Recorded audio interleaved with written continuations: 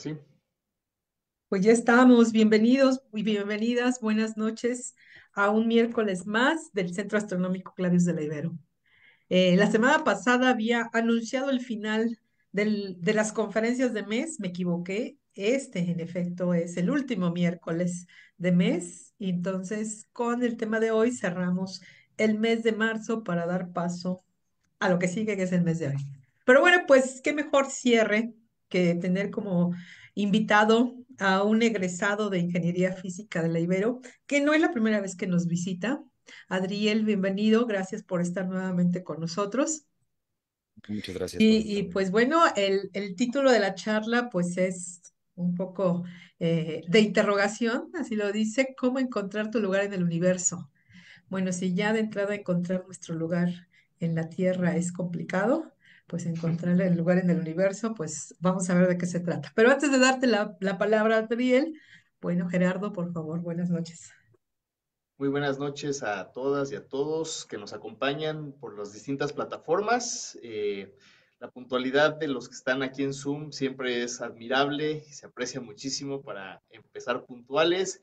Y a quienes tienen la paciencia de esos 5 minutos en lo que empezamos a transmitir en Facebook, también les agradecemos esa paciencia. Siempre empieza un poquito antes en Zoom, en lo que mandamos la señal, pero por cualquiera de las dos vías, acuérdense, vamos a tener la oportunidad de platicar y preguntarle a nuestro invitado del día de hoy, a quien yo estimo mucho en lo personal, Adriel Victoria López, quien es egresado de la carrera de Ingeniería Física de la Universidad Iberoamericana. Hace apenas ya un poquito más de un año creo que egresó Adriel. Y dentro de sus muchos intereses, porque es una persona que se ha interesado por un montón de cosas, siempre ha estado la astronomía, hizo un trabajo muy bonito, muy completo sobre las características de exoplanetas, qué tanto podemos encontrar exoplanetas que se parezcan a la Tierra y qué tanto se parecen a la Tierra, usando la base de datos de la NASA de exoplanetas. Y pues actualmente anda haciendo varias cosas de programación, me parece que se muda al norte del país y bueno, ya nos contará. Pero pues bueno, lo bueno es que nos va a decir cómo encontrar no nada más nuestro lugar en el universo, esperemos que nos diga dónde encontrarlo a él para que nos siga dando estas charlas. Y Ujú. bueno, Adriel, muchísimas gracias por estar con nosotros y el foro es tuyo. No, hombre, muchas gracias a ustedes. Miren, igual estando en el norte, es una horita menos, entonces está más fácil, les voy a poder Ah, acompañar. mira, ya estás por allá. Exacto. Pues el tema que les quiero platicar hoy es una historia muy compleja y muy larga.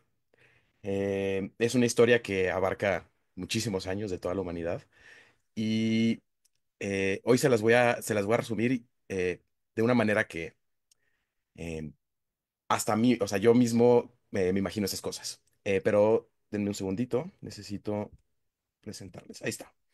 Entonces, la charla que les voy a dar hoy es de cómo podemos encontrar nuestro lugar en el universo.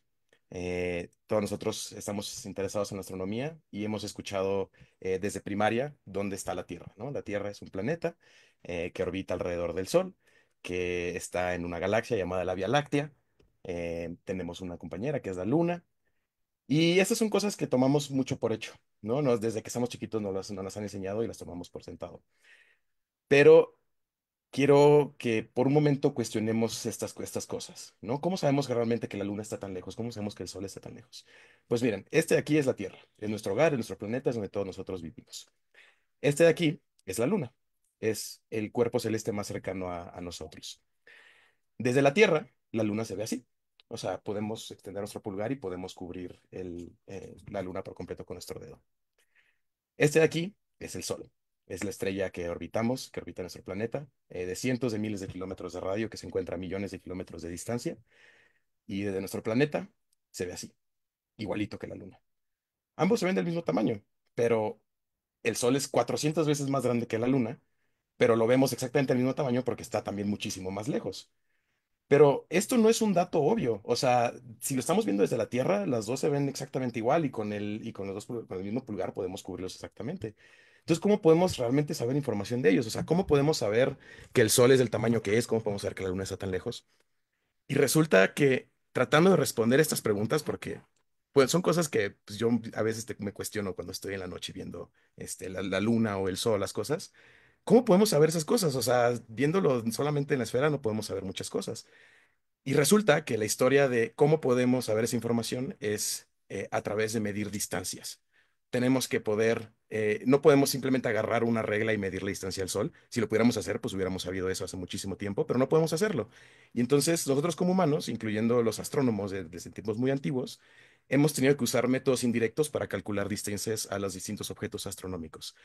Y resulta que haciendo estos métodos, calculando las distancias al Sol, a la Luna, a los planetas, poco a poco fuimos descubriendo dónde estamos, dónde está la Tierra, en qué lugar se ubica, qué es un planeta, que orbita, etcétera. Todas esas cosas las fuimos descubriendo poco a poco. Y lo que les quiero contar hoy es esa historia de cómo el día de hoy sabemos dónde estamos. Las mediciones de distancia, la posición de los objetos, es una rama de la astronomía que se llama astrometría. Entonces, la historia que les voy a contar hoy es una breve historia de la astrometría. Esta conferencia está basada en el trabajo que realizaron Terence Tao y Grant Sanderson. Él es de canal de Three Blue, One Brown. Pero este es un tema que yo tenía ya un rato queriendo platicar y encontré un trabajo por parte de ellos dos sumamente bueno y entonces esta conferencia está basada en ello. Entonces vamos a empezar. Eh, la manera en que los astrónomos han logrado calcular distancias a través del universo es algo que conocemos como la escalera de distancias cósmicas. Y ahorita este diagrama yo sé que se ve sumamente elaborado y lo vamos a ir descifrando poco a poco, pero se llama la escalera de distancias cósmicas porque es una analogía a cómo tenemos que ir descubriendo y midiendo cosas primero cerquita, ¿no? Aquí la Tierra, ¿de qué tamaño es la Tierra? ¿Cómo la podemos medir? Luego con eso podemos medir la Luna, y con eso podemos medir la distancia del Sol, y con eso podemos medir distancias de los planetas, y con eso podemos a las estrellas, y con eso, y podemos ir sucesivamente avanzando. Eh, lo divertido de esta historia, o lo padre de esta historia, es que todos los métodos que hemos usado conforme queremos medir distancias más adelante, dependen de la información que hemos recibido en los pasos anteriores de la escalera. Y entonces, hasta que nosotros podamos llegar a una medición que podamos hacer de manera directa. Pero me estoy adelantando mucho. Vamos a empezar por respondiendo a la primera pregunta. Nosotros humanos estamos aquí pues, varados en la Tierra, ¿no? No podemos, antes de que tuviéramos cualquier clase de tecnología, no podemos, solamente podemos imaginarnos, ¿no? Salir al espacio y tratar de ver las cosas que están allá afuera. Pero como humanos, nuestra primera pregunta más obvia, estando aquí en el planeta, es, bueno, oye, ¿qué tan grande es? ¿No? O sea, ¿qué tanto puedo caminar? ¿Qué tan grande es mi reino? ¿Cuántos recursos tengo a mi disposición? ¿No? Entonces queremos tratar de saber qué tan grande es la Tierra. Pues resulta que si lo queremos hacer de manera directa, ¿no? Si quieres agarrar una regla y medir la Tierra, pues no puedes, ¿no? Incluso si te subes a una de las montañas más altas del planeta, pues no puedes ver el fondo de la Tierra, ¿no? Y todavía más curioso, eh, nosotros como humanos, desde nuestra perspectiva, el mundo parece plano. O sea, cuando volteamos a ver el horizonte, el mundo parece plano. No vemos un fin. Y si queremos caminar, de repente vamos a llegar con el mar y no vamos a poder encontrar el tamaño. Total, no podemos hacerlo de manera directa. Entonces, ¿qué podemos hacer? O sea, realmente podríamos saber, si no tenemos satélites o salir, podríamos saber qué tan grande es la Tierra, pero sobre todo también podríamos saber qué forma tiene. O sea, nosotros como estamos viviendo en un disco, estamos viviendo en una dona, estamos viviendo en un cubo, es una esfera. Si no tuviéramos la tecnología que tenemos hoy en día, porque pues hoy tenemos satélites, cohetes, hemos salido, hemos ido a la Luna, hemos tomado fotografías de la Tierra, sabemos exactamente el tamaño y la forma que tiene, pero resulta que estas preguntas las pudimos resolver hace más de 2000 años. Entonces, ¿podemos saber el tamaño y la forma de la Tierra sin tecnología? Sí. Y lo único que necesitamos es ingenio y un poquito de trigonometría. Entonces, la primera persona que sugirió que el planeta es una esfera, porque pues, durante muchos años, incluso las civilizaciones antiguas creían que la Tierra era un plano, el primero que lo sugirió fue Aristóteles. Y él dio un argumento muy convincente usando la Luna. Él no midió nada, él dijo, voy a usar la Luna para demostrar que la Tierra es una esfera. La manera en que lo hizo es bastante astuta. Él, viendo el cielo, se dio cuenta que cuando ocurren los eclipses lunares, como el que acaba de ocurrir hace poquito, el 13 de marzo, la Luna y el Sol se encuentran en puntos opuestos de la bóveda celeste. Recordemos que aquí en la Tierra, pues nosotros lo que podemos ver son las estrellas en el firmamento y los distintos cuerpos celestes, y podemos medir las posiciones de ellos con respecto a las estrellas del fondo. Entonces, cuando el Sol y la Luna están en puntos opuestos, ¿no? Ocurren eclipses, y Aristóteles dedujo que eso debe pasar porque la Luna está pasando por la sombra de la Tierra. Eso tampoco es obvio, pero él dijo, bueno, eso debería ser. Entonces, si nos ponemos a observar la sombra de la Tierra en la Luna, Aristóteles estuvo haciendo eso, se dio cuenta que siempre es el arco de un círculo, ¿no? O sea, tal vez la Luna va pasando y de repente se va enrojeciendo, pero cuando va pasando, el terminador, que es esa como la división entre la oscuridad de la Luna, siempre es el arco de un círculo. Y entonces eso lo llevó a inferir que la sombra de la Tierra siempre es un círculo, y para que la sombra de la Tierra siempre sea un círculo, la Tierra debe ser una esfera, ¿no? Esto es un argumento que no requería medir la Tierra o caminarla o recorrerla, y con esto él pudo deducir que la forma de la Tierra. Sin embargo, por más que supiera la forma, no pudo obtener una medición muy acertada del tamaño de la Tierra. Eh, Tuvo algunas estimaciones, pero fueron bastante malas. Y el primero en que realmente hizo una estimación acertada del tamaño de la Tierra fue otro filósofo griego llamado Eratóstenes. Y él, en vez de usar la luna, él dijo, bueno, yo voy a calcular radio de la Tierra usando el Sol. Y esta es una historia que es bastante famosa. Resulta que el 21 de junio, el solsticio de verano, el sol se reflejaba, bueno, hay una historia que el sol se reflejaba en el fondo de un pozo en la ciudad de Siena, en Egipto. Y entonces, esto ocurre, o sea, el sol se refleja en el fondo del pozo, porque ese día, el 21 de junio, el sol está exactamente arriba de Siena. O sea, si lo vemos en la bóveda celeste, está exactamente en la parte de hasta arriba. Y ese punto le llamamos el cenit, ¿no? Entonces, como está directamente hasta arriba, el sol se reflejaba.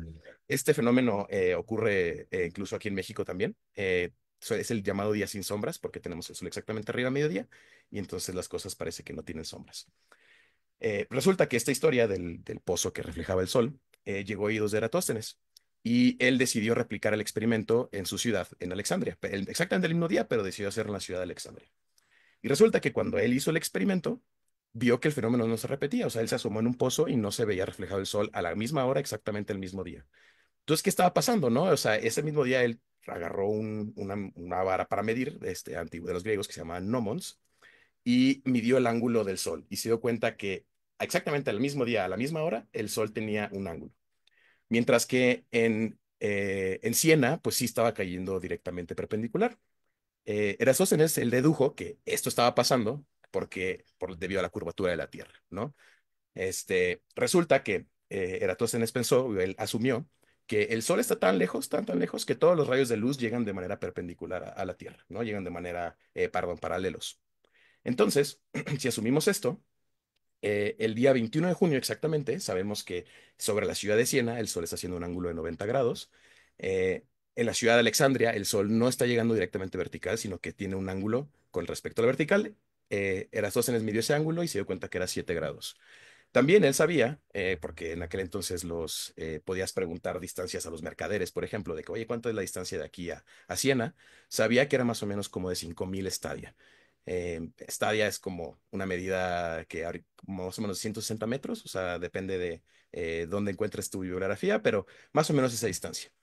Y entonces él tenía toda esta información y con esto fue suficiente, sabiendo un poquito de trigonometría, para poder calcular el radio de la Tierra. Entonces, él teniendo estas mediciones bastante crudas, ¿no? Del ángulo con el Sol respecto a la vertical, la distancia entre Alexandria y Siena ese mismo día, hizo una estimación de que el radio de la Tierra era más o menos como de 40.000 estadias, que traduciéndolos a hoy es más o menos como 6.800 kilómetros. Antes de esto, pues no sabíamos realmente de qué tamaño era la Tierra, ni siquiera sabíamos que si podíamos circunnavegarla, eso ocurrió hasta mucho después. Entonces, que una persona haya logrado estimar el tamaño del planeta usando un palo y un pozo es realmente magnífico. Y entonces, o sea, las mediciones de las estaciones fueron bastante buenas. O sea, él usó un método indirecto, usó el sol para tratar de encontrar este radio y estimó que era más o menos de 6.800 y que la circunferencia de la Tierra, o sea, si quisieras dar una vuelta alrededor de ella, son como 40.000 kilómetros. Pues resulta que usando este método, tuvo una precisión de como 6.800, como de 8% del valor real de la Tierra. Y eso es bastante bueno.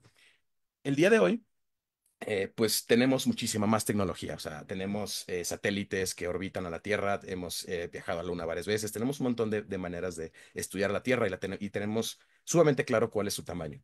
Sabemos que la Tierra de radio en el Ecuador mide 6.378 y está un poquito aplanada en los polos. En los polos es un poquito menos el radio. Entonces es una forma que llamamos geoide, no es realmente una esfera. Su circunferencia está más o menos alrededor de lo que estimó Aristóteles, como de 40.000 kilómetros. y tenemos una precisión muy exacta de estas cosas. Eh, y conociendo esta distancia, sabiendo cuál es el tamaño de la Tierra, resulta que podemos usar esa medición para calcular el resto de distancias del universo. O sea, y no es obvio, realmente, o sea, estas son clase de cosas que no, que pues, salieron del ingenio humano y a partir de esta medición, o sea, a partir de conocer solamente el radio de la Tierra, eh, los astrónomos y los científicos han logrado construir una serie de métodos con los que hemos podido estimar distancias mucho más lejanas. Entonces, nuestro primer peldaño en la escalera, el primer escalón, es el tamaño de la Tierra. Y eso ahorita lo hacemos con radares, con sondas, con satélites y lo conocemos a una precisión exacta. Y hace más de 2000 años, pues lo hicimos usando ángulos y trigonometría. El siguiente paso de la escalera, entonces, es vamos a calcular las distancias y el tamaño de nuestro vecino más cercano, que en este caso es la Luna. Entonces, eh, solamente con saber el radio podemos calcular la distancia y el tamaño. ¿Cómo? Pues el primero que hizo estos cálculos fue otro filósofo griego llamado Aristarco de Samos. Esta animación que están viendo es la animación, es el ciclo que vemos de la Luna conforme a lo largo de su órbita alrededor de la Tierra. Sabemos que las fases tardan 28 días en repetirse, más o menos. Siempre vemos exactamente la misma cara de la Luna. Y entonces la primera pregunta es, pues, ¿qué forma tiene la Luna? ¿No? No es una pregunta obvia. Siempre vemos la misma cara, entonces es fácil pensar que es un disco que está pasando nomás por encima de nosotros, ¿no? Pues Aristóteles también, él fue el primero que dijo, pues yo creo que es una esfera, porque él observó esta línea, que es el terminador igual de entre la sombra y entre la oscuridad y la luz, y él observó que siempre era un arco elíptico. Y entonces él asumió que pues esto era porque era el sol que estaba iluminando la luna, y entonces por eso, bueno, que era una esfera y por eso se veía así. Pero la primera persona que realizó los cálculos del tamaño y la distancia de la luna fue Aristarco de Samos. ¿Cómo lo hizo? Pues él sabía que pues por Aristóteles, que los eclipses son provocados porque la luna pasa por la sombra de la Tierra. También sabemos, haciendo las observaciones de los eclipses, que la máxima duración de un eclipse es como de 3 horas, ¿no? Si pensamos que un eclipse ocurre cuando la luna está moviéndose, podemos trazar un camino, ¿no? Que va haciendo la luna a lo largo de la sombra de la Tierra. Este camino de aquí es del eclipse de ahorita del 13 de marzo, y entonces podemos ver que no pasa exactamente por el centro de la Tierra, bueno, por el centro de la sombra de la Tierra. Entonces, eso hace que pues, el tiempo sea bastante corto. Sí, bueno, más corto que si pasara exactamente por el centro. Si la luna pasara exactamente por el centro, dura más o menos como 3 horas el eclipse. Entonces, pues podemos estimar que la velocidad de la luna recorre 2 veces el radio de la Tierra en 3 horas. Y esa es esta ecuación de acá. Eh, También sabemos que la luna tarda un mes en dar la vuelta, ¿no? Como les dije lo de las fases, que vemos que va cambiando durante alrededor de un mes. Entonces, sabemos que la velocidad de la luna alrededor de la Tierra es, pues calculamos la circunferencia, 2pi la distancia de la luna, entre un mes. Si usamos igual un poquito de matemáticas, sabemos que la duración del eclipse es esta ecuación de acá. La luna tarda 24 horas en dar una vuelta. Y usando estas dos ecuaciones podemos obtener la distancia a la luna en términos del radio de la Tierra. Y entonces Aristarco estimó que la luna está 60 veces más lejos que el tamaño de la Tierra, ¿no? O sea, podrías encajar 30 tierras entre la luna y la Tierra. Y es muy interesante pensar cómo, de nuevo, usando la sombra de la Tierra y mediciones de tiempo de los eclipses, pudo estimar la distancia y eso también está bastante cercano a los valores reales. De hecho, pues, o sea, la distancia igual a 60 veces el radio es una aproximación muy buena, siempre y cuando sepamos bien el radio de la Tierra. Y ahora, para calcular el tamaño de la Luna, lo que Aristarco usó fue las puestas de luna, ¿no? Así como el Sol se oculta detrás del horizonte, también la Luna lo hace. Y entonces, lo que podemos ver es que la luna tarda más o menos como 2 minutos en ocultarse, ¿no? Es decir, recorre 2 veces su radio en un tiempo como de 2 minutos. También sabemos que a lo largo de un día, ¿no? En 24 horas, la luna tarda justo 24 horas en dar una vuelta aparente. Y entonces, de nuevo, podemos hacer ecuaciones muy similares. Podemos calcular la velocidad, que es 2 veces la distancia de la luna entre 24 horas. Cuando se oculta, su velocidad es 2 veces su radio entre 2 minutos. Y podemos hacer una estimación de que el radio de la luna, en términos de la distancia a la luna, ¿no? Y entonces vemos que el radio de la luna es 180 veces menos que su distancia. Teniendo estas dos cosas, ¿no? Sabiendo cuál el radio de la Luna es su distancia entre 180 y que la distancia es 60 veces su radio, podemos obtener que el rayo de la Luna en términos del rayo de la Tierra. Y entonces sabemos que la Luna es un cuerpo celeste, igual es una esfera, que es un tercio del tamaño de la Tierra. Y se ven más o menos así. Y entonces, pues ya tenemos una idea más o menos de la escala de los tamaños. Eh, y si conocemos la distancia bueno, el radio de la Tierra, podemos estimar la distancia a la Luna. Y resulta que esa distancia, 60 veces el radio, es como de 384.000 kilómetros. Entonces, ya solamente usando métodos indirectos, o sea, ni siquiera, o sea, no, este fenómeno se va a estar repitiendo a lo largo de la charla. Usando estos métodos podemos estimar bastante bien las distancias a los cuerpos celestes usando métodos indirectos. Y de esta manera es como podemos crear una especie de mapa de dónde está la Tierra ubicada en el espacio, ¿no? ¿Cuáles son los cuerpos que están orbitando a la Tierra? Eh, una vez teniendo ya el tamaño de la Luna, entonces, pues ya tenemos un pasito más. Podemos utilizar el rayo de la Tierra para calcular ese tamaño. El siguiente paso para nuestra escalera ahora va a ser el Sol. Como les dije al principio de la charla, pues el Sol y la Luna en el cielo se ven exactamente igual. Entonces, ¿cómo podemos saber que el Sol es muchísimas veces más grande y está muchísimas veces más lejos que la Luna? Eh, pues el que lo hizo de nuevo fue Aristarco, y la manera en que lo hizo fue bastante astuta. Él sabía que ya había calculado en el paso anterior, vimos que el rayo de la Luna es un 180 de la distancia a la Luna. Y él había observado que durante un eclipse solar, la Luna oculta casi perfectamente al Sol, ¿no? O sea, el tamaño aparente de los dos es casi exactamente el mismo. Y entonces, usando triángulos similares, no usando la misma relación que vimos de la vuelta aparente y el tiempo que tarda en ocultarse, pues él sabía que el rayo del Sol también era un 180 de su distancia. Y ahora, pues su tarea era calcular esta distancia, ¿no? ¿Y cómo lo vamos a hacer? Pues él decidió usar la Luna. ¿Cómo lo hizo? ¿Cómo funciona este método? Pues Aristarco, por el trabajo de Aristóteles y también por otros filósofos griegos, él sabía que la luna nueva ocurre cuando la luna está entre la Tierra y el Sol, ¿no? O sea, cuando están a la mitad, el Sol y la luna están en la misma posición aparente en el cielo, ocurren las lunas nuevas. También sabía que las lunas llenas ocurren del otro lado, cuando la luna está opuesta al Sol. Y sabía que las medias lunas, o sea, cuando vemos exactamente el terminar de la luna en una línea vertical, ocurren cuando la luna hace un ángulo recto entre la Tierra y el Sol. Pues resulta que o sea, y es fácil creer que ocurren a la mitad, ¿no? O sea, está la luna llena y exactamente a la mitad del camino es la luna media y luego a la otra mitad es la luna nueva. Pues no, no es así. Resulta que como tiene que ocurrir ese ángulo de 90 grados y el Sol pues está a una distancia de la Tierra, eh, las medias lunas ocurren más cerca a la luna nueva que a la luna llena. Esto fue la pista que utilizó Aristarco, y entonces él estimó que la diferencia entre el punto medio entre la luna y la luna llena y la luna nueva y el punto de la media luna es como de 12 horas. Y entonces, de nuevo, usando un poquito de trigonometría, él estimó que la distancia de la Tierra al Sol era 20 veces más la de la luna. De nuevo, solamente usando un poquito de trigonometría y usando mediciones astronómicas. El problema es que en aquella época, pues no teníamos telescopios y las observaciones tenían que ser a ojito, y pues era muy difícil estimar o timear realmente una luna media o una media luna, perdón. En realidad, la diferencia entre la media luna y el punto medio es de 30 minutos, no de 12 horas como había estimado Aristarco. Y entonces, haciendo ese pequeño cambio, podemos obtener que la distancia al Sol es 390 veces la distancia a la Luna. No 20 como había pensado en un principio. Pero esto no lo supo él, o sea, esto lo descubrimos hasta después. En su momento él pensaba que nomás estaba 20 veces más lejos, pero en realidad era 390. Eh, y eso pues nos da una idea de la distancia al Sol.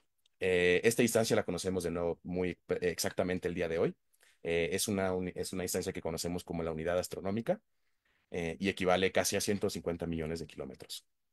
Eh, Más adelante voy a explicar cómo lo calculamos de manera precisa, pero en su momento Aristarco no tenía estas mediciones, él solamente conocía las relaciones, ¿no? Distancias igual 390 la distancia a la Luna, ¿no? Pero de todas formas eso le daba muy buena idea de cómo estaban las cosas, ya sabía que el Sol estaba muchísimas veces más lejos, ¿no? Y usando exactamente las mismas matemáticas, también pudo calcular el rayo del Sol en términos del rayo de la Tierra.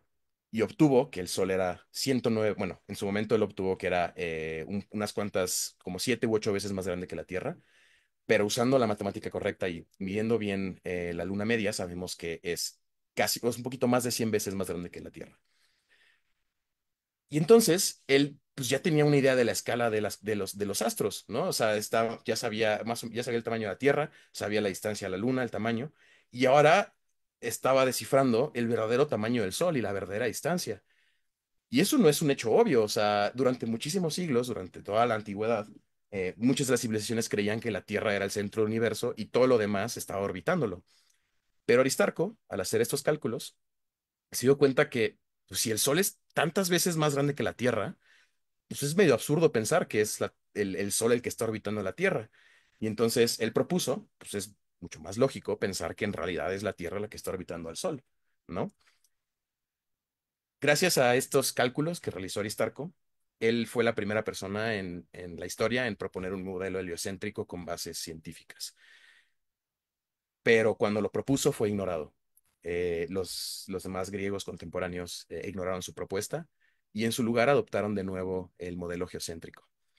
Y así nos quedamos durante casi 1500 años, hasta que ocurrió una revolución científica y la gente utilizamos telescopio y empezaron a cambiar las cosas. Pero en su momento, pues no, cuando Aristarco propuso estas ideas, estaba en el camino correcto, él sabía las cosas, la verdad, ¿no? Pero lo ignoraron por una razón que vamos a ver más adelante. Entonces, usando solamente el tamaño de la Tierra, el radio de la Tierra, no el planeta sobre el que vivimos, que calculamos de manera indirecta, ya podemos también calcular el tamaño de la Tierra, bueno, el radio de la Luna y la distancia a la Luna, y también el radio del Sol y la distancia del Sol. Eh, en nuestro vecindario galáctico, las cosas más obvias, como las cosas que destacan primero cuando volteas a ver el cielo, son la Luna y el Sol, ¿no? O sea, son eh, pues muy icónicos, no sé qué otra manera tengo para decirlos.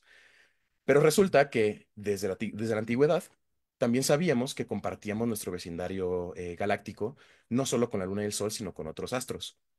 Y para que lo entiendan, les voy a enseñar esta animación. Esta estrella de aquí es una estrella que se llama Marte. Es una estrella que vemos en el cielo, es de color rojiza.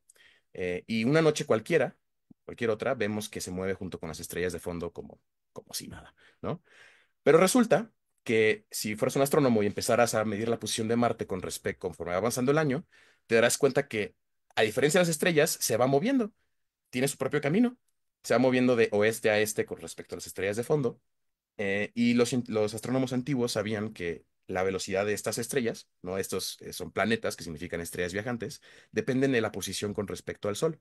Entonces, cuando Marte está cerca del Sol, se mueve muy rápido de oeste a este, pero a lo largo del año, el Sol y Marte se empiezan a separar en la bóveda celeste. Y de repente Marte empieza a desacelerarse, decide cambiar de opinión, de ir de oeste a este, empieza a ir hacia el otro lado, de repente de este a oeste, y luego reanuda su camino como si nada. Resulta que así como Marte, hay otras 5 estrellas viajeras, ¿no? Porque a simple vista parecen una estrella más, eh, que los griegos llamaron planetas. Y estos los conocemos desde la antigüedad, los hemos observado, vemos que se van moviendo con respecto al fondo. Y entonces, pues la siguiente pregunta en en este tema de la escalera de distancias es, pues, ¿qué tan lejos están estos planetas, no? ¿Cuáles son las órbitas de los planetas? ¿Cuánto tardan en dar una vuelta? Recuerden que pues nosotros en la cosmovisión de este momento, la Tierra está fija en el centro del universo y estos cuerpos están orbitándola. Entonces, pues es natural tratar de crear un modelo que explique estos comportamientos. Eh, Desde la antigüedad, para crear un modelo y poder entender cuál es el lugar de estos objetos en el universo, primero sabemos que todos los planetas, incluyendo la Luna y el Sol, orbitan en un plano porque solo se mueven en el zodiaco. A partir de aquí vamos a estar hablando mucho de posiciones de los astros. Y entonces, para que todos estemos en la misma página, la manera en que medimos la posición de el Sol, la Luna y los planetas es con respecto a las estrellas del fondo, porque también sabemos desde hace muchísimos años que esas estrellas no cambian de posición. Entonces podemos medir la posición y vamos viendo que pues, todos los planetas se mueven sobre un plano. Ese plano son las constelaciones del zodiaco, Aries, Tauro, Virgo, Géminis, etcétera, por eso son tan importantes.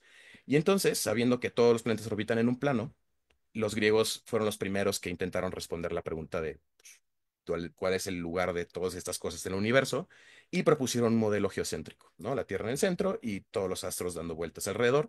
Y hasta el final tenemos la esfera celeste, ¿no? La bóveda celeste que cubre todo.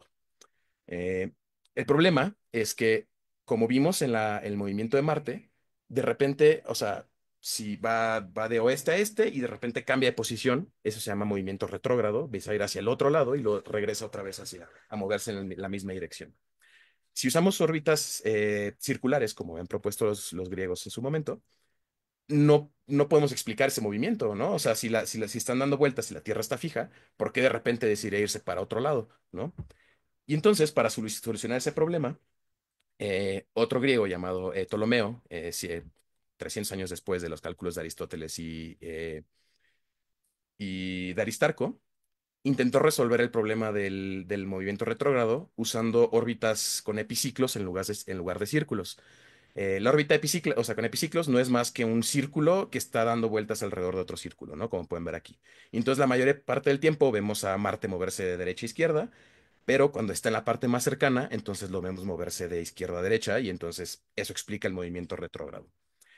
Eh, Aunque este modelo es un poquito más certero, o un poquito más acercado a la realidad, en realidad igual Ptolomeo tuvo problemas tratando de calcular las verdaderas distancias y los periodos a los planetas. Entonces, incluso con este modelo que el mundo adoptó durante 1500 años. O sea, nadie podía cuestionar el modelo geocéntrico porque pues, la Tierra es el lugar más importante, estamos los humanos. Y también no ayudó que pues, la iglesia fomentaba muchísimo el modelo tolemaico, ¿no? Diciendo, pues la Tierra es el centro del universo.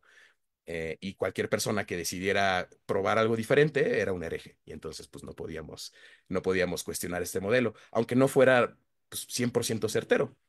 Y entonces, pues 1500 años después de que la humanidad estuvo creyendo que la Tierra era el centro del universo y usando este modelo, hubo una persona llamada Nicolás Copérnico que fue el primero que obtuvo respuestas todavía más precisas de las órbitas de los planetas. ¿Qué tan lejos están? ¿Cuánto tiempo tardan en dar la vuelta? Y la manera en que lo hizo fue usando un modelo heliocéntrico en lugar de uno geocéntrico, ¿no? Así como retomando las ideas de Aristarco de hace 2000 años, él pensó, pues en vez de que la Tierra sea el centro del universo, voy a poner al Sol al centro del universo y voy a pues, hacer mis cálculos de esa manera. Resulta que haciendo esto podemos obtener mediciones muchísimo más precisas. Y pues les voy a explicar cómo fue que lo realizó Copérnico. Él tenía registros, y esos son también conocimientos que tenemos desde la antigüedad. Los babilonios, por ejemplo, tenían muchísimos registros de las posiciones de Marte en la esfera celeste, ¿no? Entonces, si nos imaginamos a la Tierra y vemos la bóveda celeste alrededor, podemos ir midiendo la posición de Marte a lo largo, alrededor de la Tierra. Eh, Usando estas mediciones, él se dio cuenta, o más bien calculó, y también los babilonios sabían, que la posición de Marte en la bóveda celeste se repite cada 780 días, ¿no? Si está en Aries, después de 780 días, otra vez vuelve a estar en Aries. Y si usamos un modelo heliocéntrico, entonces Copérnico también sabía que la Tierra da la vuelta alrededor del Sol cada 365 días. Haciendo matemáticas, o sea, si restamos las velocidades angulares de los planetas, ¿no? La Tierra, si vemos que la velocidad angular aparente de Marte y la velocidad de la Tierra, podemos calcular cuál es el periodo real de Marte alrededor del Sol. Y entonces vemos que la Tierra orbita cada 365 días, Marte orbita cada 687 días, y realizó cálculos similares para todos los demás planetas. Esta es probablemente de las contribuciones más importantes que hizo Copérnico. No solamente el tema de proponer un modelo heliocéntrico, sino también pues, calcular los periodos de los planetas. Hizo estimaciones también a las distancias usando este modelo, ¿no? Más o menos estimó que la distancia del Sol a Marte era 1.5 veces la distancia de la Tierra al Sol, que eso también es bastante certero, como a dos puntos decimales de cercano. Y resulta que usando este modelo, muchos de los comportamientos de los planetas se podían explicar, ¿no? Las órbitas, el movimiento retrógrado, las distancias, y inició toda una revolución, ¿no? La revolución científica se dice que comenzó con esta publicación que hizo Copérnico. Y sí, es realmente un modelo bastante más certero, ¿no? Nos explica mejor las cosas. Y resulta que, pues, después de este boom científico, ¿no? Que pues, después de 1500 años de haber creído que la Tierra era el centro del universo, de repente vemos que no lo es. em, pues muchísima gente empezó a realizar más observaciones, a ver el cielo, o sea, todo el tema de la revolución científica podía ser una conferencia por sí misma. Pero eh, algunos años después de que Copérnico publicara su teoría, Tycho Brahe, un astrónomo danés, estuvo realizando observaciones muy detalladas de la posición de Marte durante como 15, 16 años, ¿no? Es uno de los catálogos de las posiciones de Marte más detallados y precisos que tenemos hasta la fecha. Bueno, obviamente no ya con todo el tema de satélites, pero pues hechos a mano es de los mejores que tenemos. Y resulta que cuando Tycho hizo estas observaciones, vio que las predicciones, o más bien los datos que él tenía, se desviaban de las predicciones del modelo de Copérnico. Eh, y entonces, pues, él trató de explicar por qué ocurrían estas diferencias, se propuso un modelo del sistema solar un poco distinto, pero pues tampoco llegaba a una respuesta certera. Resulta que uno de sus estudiantes, Johannes Kepler, pues tenía acceso a esta data de Marte, y él pensó que los errores entre las observaciones de Tycho y las predicciones de Copérnico se debían a que las órbitas de los planetas no son precisamente circulares. Copérnico estuvo trabajando con órbitas circulares y resulta que, pues, y Johannes Kepler pensó que no eran, entonces, pues se propuso a demostrar su teoría, y, pero la pregunta es, ¿cómo lo vamos a hacer? O sea, ¿cómo Johannes Kepler pudo resolver el problema de las órbitas de los planetas si lo único que tiene son data cruda de las posiciones de los planetas, ¿no? O sea, así como vemos del lado derecho, o sea, podemos medir la posición de Marte y se ven las gráficas ahí, como ven del lado izquierdo. ¿Cómo podemos transformar eso en una órbita, ¿no? Y la idea que se le ocurrió a Kepler fue genial. En el trabajo de Terry Tao, él menciona que este es posiblemente el paso más genial en cuanto a tema de escalas cósmicas en la historia de la astronomía. O sea, es una genialidad, la verdad. Y no es nada sencillo, solamente tienes que ser un poquito astuto. Y entonces, usando la data de Tycho, porque él no solamente midió la posición de Marte, también midió la de todos los planetas, que se conocían solamente cinco, ¿no? Conocíamos Mercurio, Venus, Marte, Júpiter y Saturno. Y ya. Usando esta data, pues Kepler se propuso resolver el problema de las órbitas. Em, entonces, imaginemos que una noche cualquiera nosotros podemos observar el cielo y podemos medir la posición del Sol y el Marte con respecto a las estrellas del fondo, ¿no? Y podemos obtener un ángulo o una desviación, por así decirlo, ¿no? Que es en donde se encuentran ubicados estos cuerpos en el cielo. Si nos imaginamos un modelo geocéntrico, entonces, usando estas posiciones aparentes de los dos cuerpos, podríamos triangular la posición de la Tierra, ¿no? O sea, solamente hay una posición, si nos imaginamos en un plano, donde se crea ese ángulo entre la Tierra y Marte. Eh, si nos imagináramos que Marte y el Sol están fijos, ¿no? O sea, Marte nunca se mueve y el Sol nunca se mueve, podemos imaginarnos que la Tierra está dando vueltas alrededor de una órbita desconocida, ¿no? Y esto es para explicar el método que usó Kepler para deducirlos. Entonces, imaginemos que Marte está fijo y el Sol están fijos.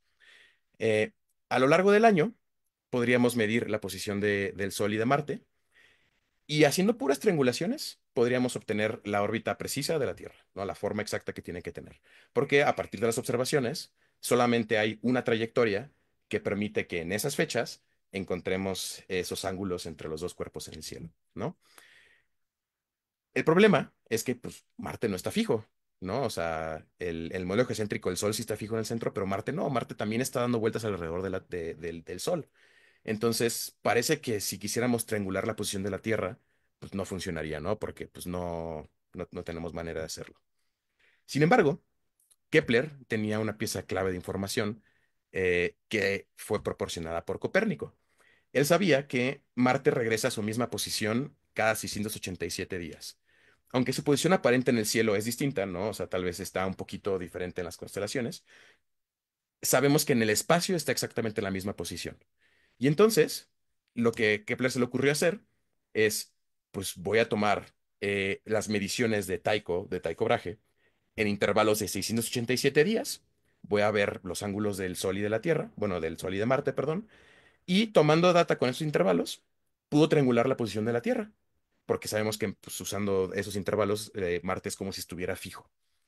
Y entonces podemos escoger otra posición de Marte, hacer exactamente lo mismo, tomar la data de Tycho a 687 días de diferencia, triangular la posición de la Tierra y entonces obtenemos una órbita que se acopla.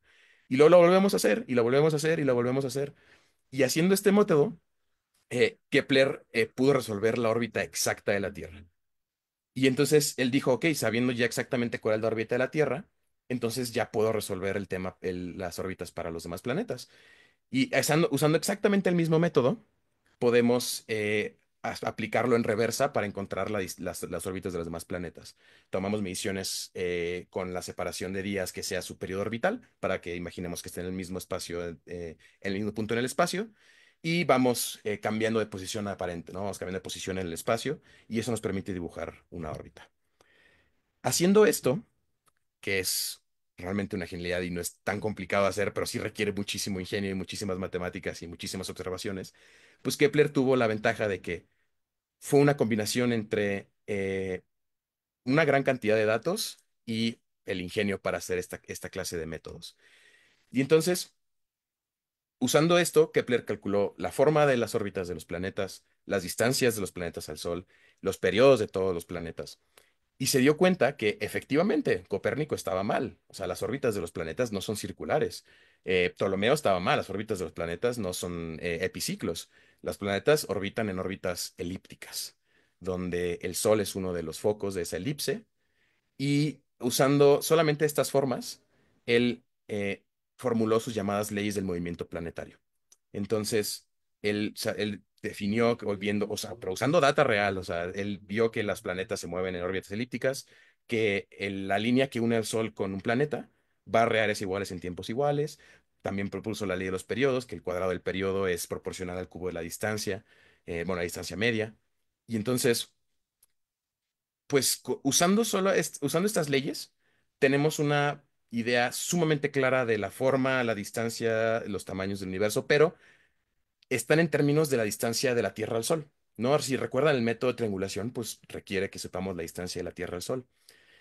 Y esa es una medición que no es tan fácil de hacer, ¿no? O sea, ¿cómo podemos medir de aquí la distancia del Sol? Pues sí hicimos estimaciones midiendo el radio de la Tierra, pero pues de todas formas no eran estimaciones muy precisas, ¿no? Porque pues no teníamos satélites para hacerlo de manera directa.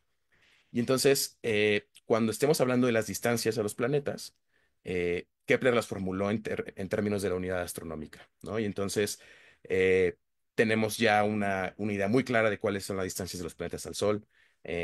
Pues varios cientos de años después de Kepler encontramos otros planetas y observamos que pues tenían que cumplir las leyes de Kepler y también las cumplían, ¿no? Y entonces, usando este método, usando datos observacionales, Kepler pudo deducir cómo se ve el sistema solar, ¿no? Y tal vez, pues en aquel momento teníamos tecnología limitada, no sabíamos de Urano, por ejemplo, de Neptuno, de los asteroides o muchas cosas, pero usando estos métodos, eh, Isaac Newton, varios años después, él propuso su ley de gravitación universal.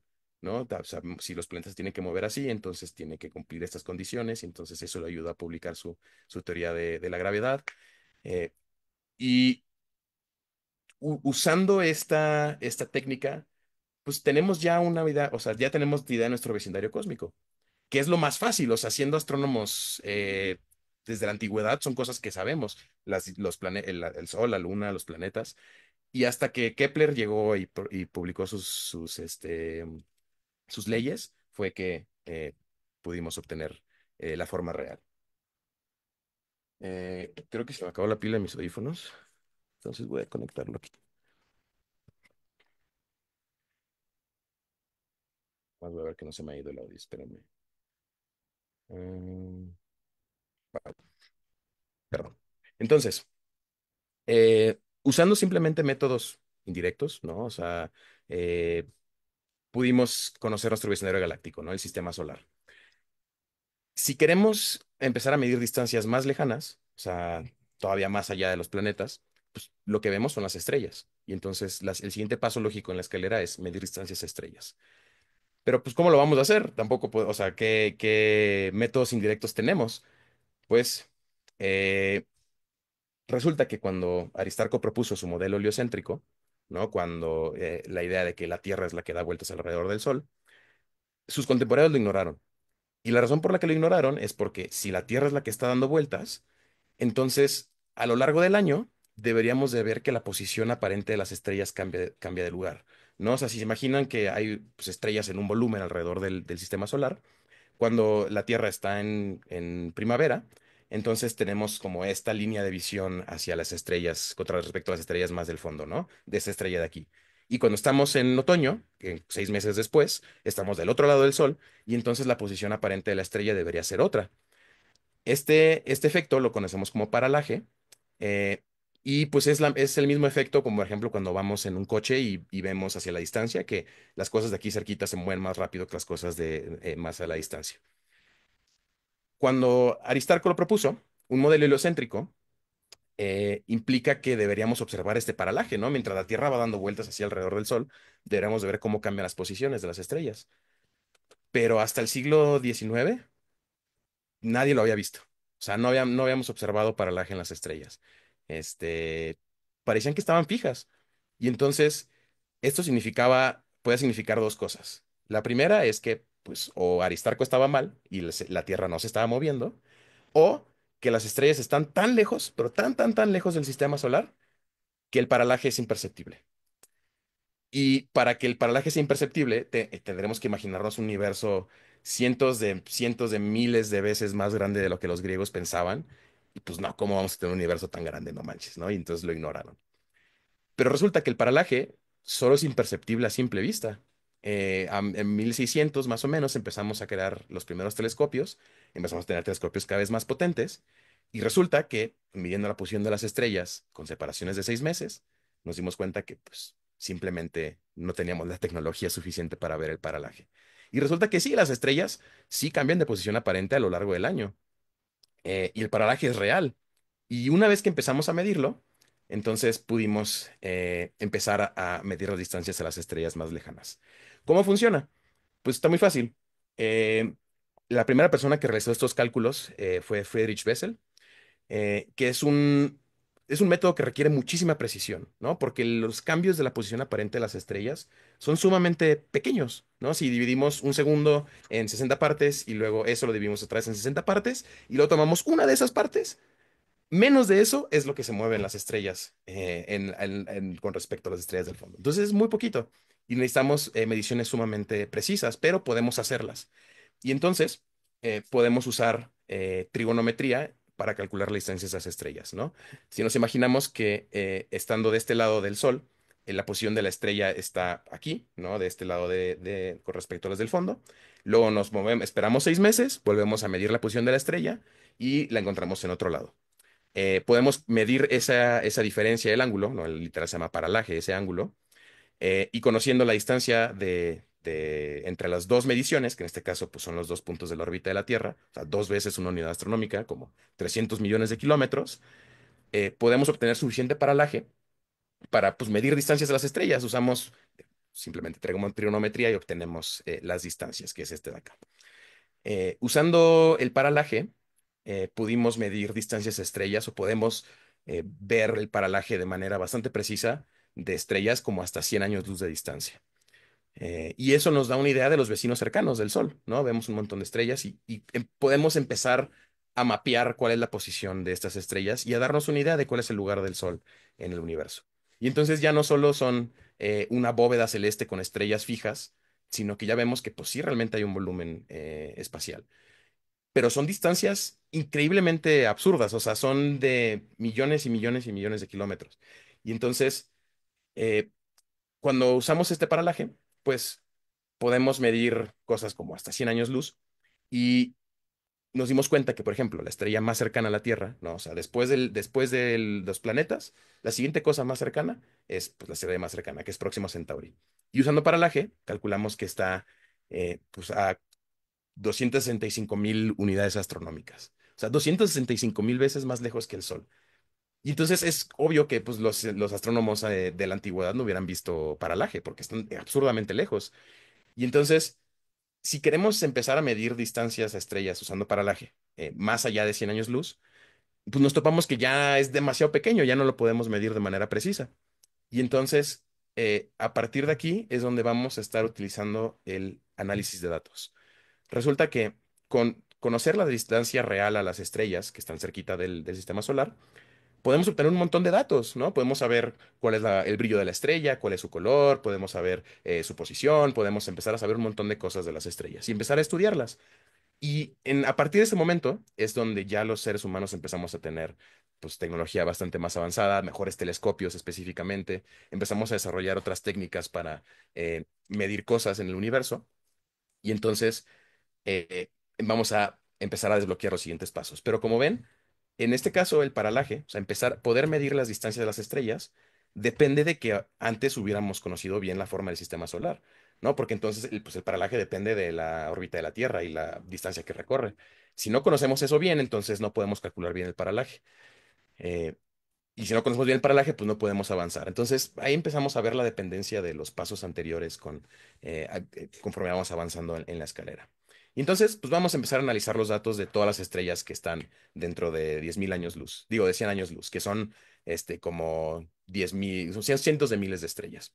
Entonces, eh, de todas estas estrellas, podemos hacer varias cosas. Lo primero que podemos hacer es, podemos medir cuál es su magnitud aparente, es decir, qué tan brillantes aparecen en el cielo, ¿no? Hay estrellas más brillantes que otras, y como se vean en el cielo, eso es lo que llamamos la magnitud aparente. Usando el paralaje, como ya vimos, podemos calcular la distancia de esas estrellas. Y entonces, usando una cosa que se llama la ley del cuadrado inverso, esa es una ley en física que dice que la intensidad de una cantidad, ¿no? En este caso del brillo de una estrella, eh, entre más esté, o sea, entre más lejos esté, pues lo vamos a ver más tenue. ¿Qué tan tenue? Pues eso disminuye como el cuadrado de la distancia, ¿no? Si estás al doble distancia, lo ves un cuarto de brillante, si estás al triple, lo ves 9 veces más tenue, así funciona, ¿no? Y entonces, usando esa ley, midiendo la magnitud aparente de una estrella y calculando su distancia, podemos obtener la magnitud absoluta. O sea, realmente qué tan brillante sería ese objeto si estuviéramos a una distancia estándar, ¿no? Si pusiéramos al Sol contra otra estrella, la magnitud absoluta no dice cuál de los dos sería más brillante. Usando esto, bueno, más bien, también otra cosa que podemos hacer con esas estrellas es medir su color. Y entonces lo que hacemos es que pues, recibimos el espectro de una estrella, más bien, o sea, bien su luz, y entonces, dependiendo podemos graficar las frecuencias de las luces que vamos recibiendo contra la intensidad. Y entonces hay estrellas que tienen o sea, que emiten mucha más luz en la parte del color rojo, hay estrellas que emiten más luz en la parte del color amarillo, hay estrellas que emiten más luz en la parte de color azul. Y entonces, dependiendo de dónde está este pico, le llamamos color a una estrella, ¿no? Y entonces hay estrellas rojas, hay estrellas azules, hay estrellas naranjas, etcétera. Em, y estos son un montón de datos que obtenemos solamente de observar las estrellas, pero conociendo sus distancias usando paralaje. Pues resulta que en 1905,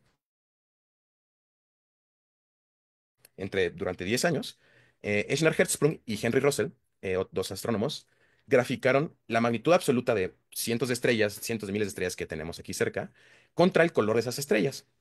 Y resulta que si hacemos eso, obtenemos un diagrama ordenado. Y este diagrama se llama el diagrama de Hertzsprung-Russell. Eh, este diagrama nos dice para una estrella cualquiera, para un color específico, cuál es la magnitud absoluta que debe tener esa estrella. Este diagrama lo creamos a partir de la data de estrellas aquí cercanas. Pues usando este diagrama, resulta que podemos usarlo en reversa para calcular distancias a las estrellas todavía más lejanas, ¿no? Y entonces, usando espectroscopía, podemos medir el color de una estrella. Sabiendo ese color, podemos entonces usar el diagrama de Hertzsprung-Russell para que nos diga cuál debería ser la magnitud absoluta de esa estrella. Aunque no lo podamos medir, pero usando ese diagrama podemos conocerla. Y entonces, usando fotografía, podemos medir la magnitud aparente de la estrella en el cielo. Y teniendo la magnitud absoluta y la magnitud aparente, usamos la ley del cuadrado inverso y podemos calcular la distancia de las estrellas. Eh, este método es un método que conocemos como Main Sequence Fitting o ajuste de secuencia principal, porque esas estrellas son estrellas de secuencia principal. Esta parte de aquí es la secuencia principal. Em, y para cualquier estrella, pues relativamente cerca, con cada que podamos medir su color y su magnitud aparente, podemos ubicarla en este diagrama y podemos obtener su distancia. Este método, el ajuste de secuencia principal, funciona como hasta 300.000 años luz de distancia. Y con este método es que pudimos realizar este mapa de la Vía Láctea, ¿no? 300.000 años luz es suficiente para cubrir toda la Vía Láctea y varias de sus galaxias aquí cercanas. Este mapa es real, o sea, esta es una representación artística creada por una de las ondas que tenemos en órbita llamada Gaia, cuyo objetivo es medir la distancia como a 2.000 millones de objetos en la Vía Láctea.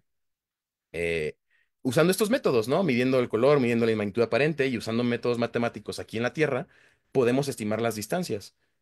Y ya estimando estas distancias, pues nos dimos cuenta del tamaño de nuestra galaxia. Nos dimos cuenta que en realidad nosotros estamos ahí, en ese puntito. Somos una estrella más en un montón de más estrellas que orbitan en un brazo de una galaxia espiral. Sabemos que esta galaxia tiene una barra al centro, sabemos que está orbitando, sabemos que hace este movimiento como que huevolea, o sea, sabemos un montón de cosas de nuestra galaxia. Pero pues usando estos métodos, sabemos exactamente dónde estamos, ¿no? ¿Cuál es nuestro lugar en esta galaxia? Y entonces, pues con eso podemos desbloquear un paso más de la escalera de distancias cósmicas. Ya conseguimos, en el primer escalón logramos medir distancias del sistema solar. Usando paralaje logramos medir distancias de las estrellas. Y con esos datos pudimos obtener el diagrama de Hertzsprung-Russell y por lo tanto obtener distancias muchísimo más lejos. Si queremos empezar a medir, bueno, por eso sabemos el tamaño de la Vía Láctea, por eso sabemos la cantidad de estrellas que hay en la Vía Láctea. Actualmente Gaia sigue todavía mapeando estrellas y objetos en la galaxia, entonces todavía cuál es la forma y exactamente la dinámica de nuestra galaxia, seguimos entendiéndola. Y si queremos empezar a medir distancias todavía más lejos, resulta que las estrellas empiezan a ser tan tenues que ya no podemos medirlas de manera precisa, ya no podemos ver bien su color o su brillo. Y entonces, pues para poder seguir avanzando, para poder pasar a la siguiente escala de distancias, pues vamos a analizar todos los datos que tenemos. Resulta que de todas las estrellas que vimos en nuestra galaxia, hay una clase de estrellas muy particulares que se llaman cefeidas, que son estrellas variables que vemos que van cambiando de luminosidad con periodos muy definidos, ¿no? Usualmente como entre 1 y 100 días. Y entonces de repente sube su brillo y luego baja, y luego sube y luego baja. Esto se debe a una cosa llamada el mecanismo kappa, cosas cuánticas complicadas, pero podemos estimar podemos medir el periodo de unas estrellas, de esas estrellas. Eh, Resulta que Henrietta Swan-Leavitt, otra astrónoma, ella descubrió que hay una relación muy precisa entre el periodo de estas estrellas y su magnitud absoluta, ¿no? Recuerden que pues conocemos la distancia de las estrellas cercanas. Hay estrellas cercanas que son cefeidas, por ejemplo, Polaris. Polaris es la estrella cefeida más cercana. Y entonces, sabiendo su distancia y midiendo la magnitud aparente, pues resulta que hay una relación muy precisa. Y esta relación, que llamamos la relación periodo-luminosidad de las cefeidas, eh, es un método que podemos utilizar para obtener distancias todavía más lejanas, ¿no? Si encontramos una cefeida a cualquier distancia, lo que podemos hacer es que pues, podemos medir su periodo, ¿no? Podemos ver cuánto tiempo tarda en cambiar su brillo. Conociendo ese periodo, lo buscamos en esta gráfica y con eso podemos obtener su magnitud absoluta. Usando también fotografía, pues podemos medir la magnitud aparente y teniendo magnitud absoluta y magnitud aparente, podemos calcular la distancia. Van a ver que estos pasos se repiten mucho, ¿no? Lo que queremos obtener es pues, la magnitud, cuál es el brillo real de las cosas que estamos viendo. Porque como, pues, como recordarán en el ejemplo del Sol, pues aunque el Sol y la Luna se ven exactamente del mismo tamaño, pues tenemos que pensar en maneras de dimensionar las distancias. Y entonces, usando esas estrellas, las cefeidas, podemos estimar distancias del universo. Resulta que estas estrellas son tan brillantes que podemos detectarlas como hasta 100 millones de años luz de distancia. Em, y casi todas las galaxias, o sea, podemos verlas en las galaxias, nos enfocamos y vemos esas estrellas cambiando de luminosidad. Casi todas las galaxias tienen al menos una cefeida. Y entonces, usando esta relación, eh, podemos calcular distancias a las galaxias más cercanas, como hasta unos 100 millones de años de luz de distancia. Y eso nos permite crear un mapa muy preciso de el grupo galáctico local, ¿no? El grupo de galaxias locales. Nosotros estamos ahí al centro y tenemos un montón de galaxias a nuestro alrededor. Cada puntito de eso es una galaxia y yo creo que estamos escatimando varias. Pero entonces ya tenemos una idea de dónde está la galaxia con respecto a otras galaxias. Y ya vemos que pues empezamos a ver tal vez un patrón. No vemos que están distribuidas uniformemente, sino que las galaxias se empiezan a concentrar en ciertas partes. Y entonces empezamos a tener un mapa un poquito más grande del sistema del universo. Y empezamos a entender todavía más nuestro lugar. Y empezamos en este paso a darnos cuenta de que las distancias que están involucradas son absurdas. O sea, aquí en la Tierra, o sea, podemos, nosotros como humanos, a comparación de estas escalas que estamos hablando, pues son incomprensibles realmente, pero las podemos medir y sabemos que es verdad. Y entonces podemos crear esta clase de mapas y conocer cuál es el lugar de nuestro planeta en el universo. También no solamente podemos usar las cefeidas, también podemos usar supernovas para calcular distancias mayores, ¿no? Sabemos con mucha precisión cuál es la luminosidad de las supernovas y entonces si vemos la supernova en otra galaxia, podemos estimar su distancia conociendo su magnitud aparente. Y también podemos usar esto mismo para confirmar de manera independiente mediciones con cefeidas. Y entonces tenemos estos dos métodos, que es utilizar estrellas cefeidas y supernovas para medir distancias. Este método es algo que conocemos como candelas estándar, ¿no? O sea, sabemos que no importa qué tan lejos estén, hay algo que podemos utilizar que siempre sabemos exactamente cuál es su brillo. ¿No? Es como si supiéramos exactamente cuál es el brillo de nuestra lámpara del celular y pudiéramos medirla a cualquier distancia y mandamos nuestro celular a otro lado, ¿no? Vemos el brillo y podemos saber exactamente qué tan lejos está. Pues así funcionan las cefeidas y así funcionan las supernovas. Son candelas estándar, son cosas que conocemos bien su luminosidad. En el caso de las cefeidas, pues la relación con el periodo y su luminosidad. Y entonces podemos de nueva manera calcular distancias a cosas bastante lejanas. Pero para poder hacer eso necesitamos conocer bien las propiedades de las cefeidas y conocer bien sus distancias y para eso necesitamos conocer bien las distancias usando la ajuste de secuencia principal, pero para poder eso ocupamos a bien paralaje y para eso ocupamos conocer bien el rayo de la Tierra.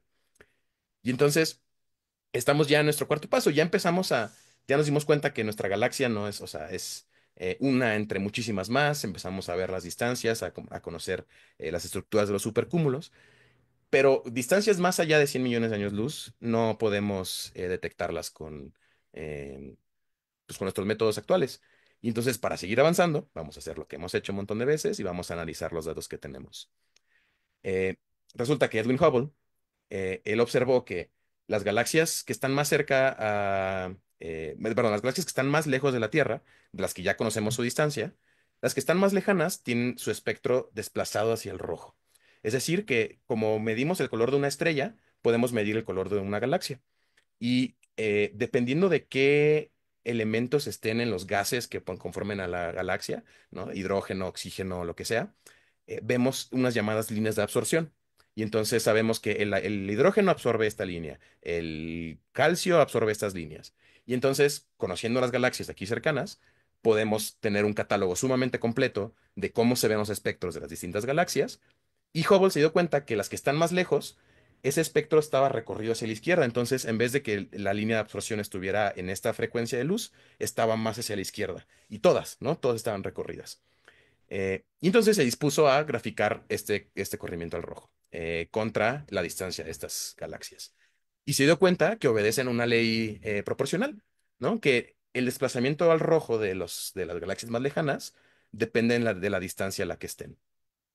Esta es una ley que conocemos como la ley de Hubble y podemos utilizarla para calcular distancias a objetos todavía más lejanos utilizando cefeidas o supernovas. ¿Cómo funciona? Es que, pues, usando espectroscopía, podemos medir cuál es el redshift de una galaxia, o sea, cuánto se ha desplazado su espectro hacia el rojo. Midiendo eso, entonces sabemos por la relatividad, por toda la teoría de relatividad general y que eh, el universo está expandiéndose.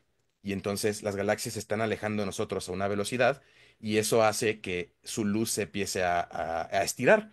Y por eso se empieza a ver como hacia el rojo, ¿no? Las frecuencias más altas son de color rojo. Y entonces, eh, sabiendo esto, sabiendo que el corrimiento al rojo depende de la velocidad a la que las galaxias se alejan de nosotros, entonces podemos obtener la distancia usando la ley de Hubble, ¿no? Usando el redshift conocemos la velocidad y conociendo la velocidad y aplicando la ley de Hubble obtenemos la distancia a los distintos objetos. Este método es eh, con el que más lejos hemos podido observar cosas y usando el redshift de los objetos hemos podido crear un mapa del universo casi hasta el final. ¿Qué me refiero con el final? Pues resulta que sí hay un límite de qué es lo que podemos ver. O sea, podemos medir lo que está aquí cerquita, como los planetas, podemos medir las estrellas usando paralaje, podemos inferir la distancia a otras estrellas usando sus colores y su magnitud aparente. Pero hay un fondo, hasta el fondo, lo más lejos que podemos detectar es algo que llamamos el CMB, ¿no? La radiación de fondo cósmica. Y es el remanente del Big Bang. Es la manera más simple de ponerla. Es radiación que se liberó momentos después de que el Big Bang se volviera transparente, o sea, dejara pasar la luz. Y es lo más lejos que podemos observar. Cerquita, pues tenemos nuestros métodos, pero entre más, o sea, a las distancias más lejas, usando las teorías de Einstein y usando el redshift, es que podemos empezar a medir distancias cada vez más lejanas. Y entonces, usando esto, es que podemos crear un mapa del universo. Este de aquí, recuerden que pues, es una esfera, o sea, podemos observar en todas las direcciones. Lo que les voy a mostrar ahora es solamente una pequeña rebanada de este cielo, ¿no? Recuerden que pues, al final estamos en un volumen y entonces midiendo distancias, usando técnicas cada vez más elaboradas, construidas una sobre la otra, hemos podido crear un mapa del universo observable sumamente detallado. Y ese se ve algo así. Nosotros estamos aquí en la parte de abajo.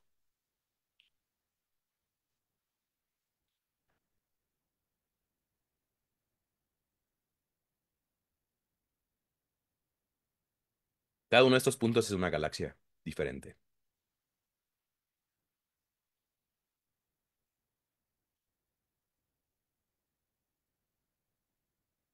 Y eventualmente los objetos tienen su espectro tan corrido al rojo que es sumamente complicado detectarlos. Y entonces, así llegamos al final de lo que conocemos. O sea, lo más lejos que hemos podido medir es esta galaxia de aquí. Es una galaxia que se llama JDS GSZ14. Tiene un redshift de 14 y es lo más lejos que hemos podido detectar. A estas escalas del universo empiezan a entrar un montón de efectos relativistas que afectan cuál es nuestra medición de distancias, pero a la fecha es un área sumamente activa. O sea, ahorita acabamos de lanzar el telescopio James Webb, el telescopio posiblemente más poderoso que hemos creado hasta la historia, justamente para medir estas distancias a las estrellas más, a las galaxias más lejanas. Y recordarán que o sea, la luz tarda tiempo en viajar. Y entonces la luz que estamos viendo de las galaxias más lejanas es una luz que se emitió hace miles de millones de años. Y entonces, en cierta manera, también estamos viendo al pasado. Pero ahorita la historia que les quise contar el día de hoy no se trata de la evolución del universo o la historia de cómo estamos aquí, sino de cómo nosotros como seres humanos, desde nuestra perspectiva sumamente limitada, ¿no? Pues al final, o sea, estamos, nuestro cerebro es fácil de engañar. Y entonces, usando métodos increíblemente lógicos, matemáticos, podemos empezar a calcular distancias a los distintos objetos y encontrar cuál es el lugar de la Tierra en este universo. ¿No? Sabemos que pues la Tierra es un planeta más, en una galaxia más, en un cúmulo más de estrellas. El universo es tan vasto, tan grande, hay tantas cosas que pues tenemos una cantidad casi limitada de datos para analizar. Y ahorita es donde estamos, o sea, ahorita estamos midiendo distancias a las galaxias más lejanas usando el redshift y es un campo que todavía podría cambiar por completo nuestra percepción, ¿no? Así como cuando Copérnico publicó su modelo heliocéntrico, que la perspectiva del mundo cambió por completo, lo hizo usando observaciones y tal vez nosotros va a pasarnos lo mismo, viendo cómo funciona el universo, es que estamos entendiendo cómo funciona. Cómo se mueven las cosas, cuál es la dinámica de las galaxias, cómo se formó el planeta, este, qué tan probable es que exista la vida. Un montón de ideas que podemos conocer simplemente por estudiar la estructura a gran escala del universo. Y todo comienza con medir el tamaño de la Tierra, del planeta en el que vivimos. Y aunque las escalas sean tan infinitamente diferentes y grandes, creo que es vale la pena reconocer que somos increíblemente inteligentes. O sea, somos producto de la evolución del universo y podemos nosotros mismos saber exactamente dónde estamos en él. Eso, es- ay, no sé, me pone la piel chinita pensar eso, ¿no? Que una raza de changos evolucionados podemos crear un mapa del universo, un mapa de todo. O sea, eso está muy cabrón, muy cabrón. Y esta es una historia que pues tiene más de 2000 años haciéndose. Hoy en día tenemos una cantidad de tecnología impresionante que podemos utilizar para medir distancias con muchísima más precisión, entender perfectamente cómo funciona nuestro sistema solar, entender perfectamente cómo funcionan las dinámicas estelares, empezar a conocer el futuro de nuestro propio planeta, el futuro de nuestro sistema solar. ¿Y podemos usar toda esa información a nuestro favor? Claro que sí, claro que sí. O sea, no pudimos haber mandado las primeras naves bueno, los primeros satélites a orbitar la Tierra si no conociéramos el tamaño de la Tierra, no si supiéramos que es una esfera. Y son cosas triviales y son cosas que nos enseñan a nosotros ahorita desde que estamos en la primaria. Y es muy fácil como tomarlas por sentado. O sea, la idea de esta conferencia nació un día que alguien me preguntó cuál es la distancia a la Luna y simplemente googleé y me dijo Google, ay, tanto es la distancia. Y yo, güey, ¿cómo? O sea, pues, ¿por qué, no? O sea, ¿cómo lo sabemos? No es como, o sea, ahorita ya tenemos literal un láser que podemos mandar a un espejo en la luna, ¿sabes? Pero hace 2000 años un griego barbudo lo logró hacer con un palo y un pozo. Entonces, hay cosas en este universo que, aunque, o sea, simplemente sí podemos empezar a entender mejor, entre mejor tecnología tenemos. Y pues va a llegar un momento donde vamos a poder hacerlo con tal nivel de precisión que yo creo que probablemente vamos a cambiar nuestro modelo del universo, o por lo menos lo vamos a entender diferente. ¿Qué tal que encontramos una galaxia tan antigua que rompe nuestro concepto de cómo debería funcionar la evolución estelar y entonces cambia nuestra idea, ¿no? Tal vez de la edad del universo o del tamaño del universo. Y honestamente me emociona mucho cuando estás en la noche y volteas a ver al cielo, pues lo único que ves es tal vez la luna y un montón de puntitos, pero pues, no tienes idea que esos puntitos están tan absurdamente lejos, que son tan absurdamente grandes y que tienen tanta cantidad de cosas. Y ahí está. O sea, tú puedes salir ahorita mismo y voltear al cielo y vas a ver el universo. Bueno, la mitad de él, porque solo puedes ver una parte desde donde estás. Y conforme la Tierra da la vuelta cada 24 horas, ves el universo completo. Y pues espero que hayan aprendido tanto como yo aprendí preparando esta conferencia. La escalera de distancias cósmicas, pues es toda esta colección de métodos que la gente se le ocurrió para encontrar estas distancias, para mapear el universo. Y pues eso es todo. Muchas gracias.